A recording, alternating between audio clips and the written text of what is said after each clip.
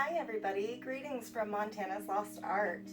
Today we are in our finishing shop and I wanted to show you guys a couple of things that we have going on. So, if you didn't know, we make blanks.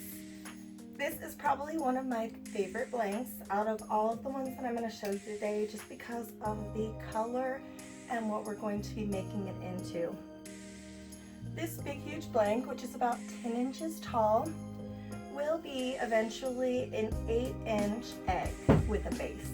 I'll go ahead and show you one of our examples right here. This was a gold egg that I chose to make one day with gold, black, white, and clear with our blue pine beetle killed lumber that we have.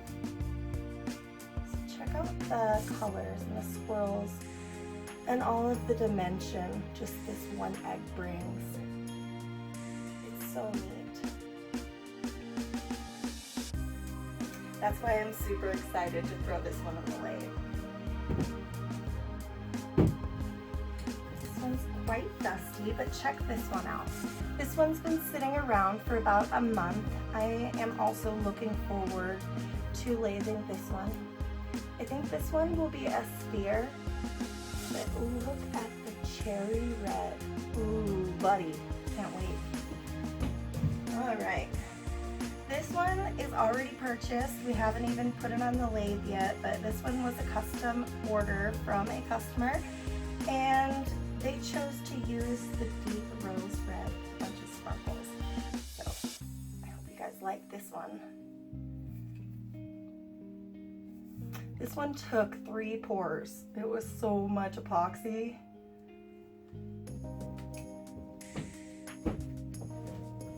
Check out this one. So these ones have also been sitting around our shop for a while because there's these bubbles in it. I don't know why we keep getting the bubbles around the edges, but we really do need to figure out how to problem solve that. So if you guys have any suggestions, throw them down in the comments because it really does help. So if you check this one out though, it's got the pine cones in the epoxy. And I did a more transparent color. It's neat. So for this one, it's a funny story. I went and I watched a couple of videos out there and there were people using all sorts of like products within their home to color their epoxy. Well, one of the methods this gentleman used was eyeshadow. So I went to the dollar store and purchased some eyeshadow and it actually turned really cool. So there you go, check that out. Pretty neat. And then this one is a pine cone vase that we went and turned, but we noticed there's some bubbles because of the darn pine cones. We have some splits right here you can see. But we're gonna fix that, we're gonna work it out, and then we're gonna throw it back on the lathe. So stay tuned for that one. This right here, the Beauty and the Beast encapsulated rose. Check that out. This was a fun learning experience right here. One, there were a lot of things that happened in this pour. How about you ask in the comments and I'll let you know. Alright guys, thanks for watching. Bye.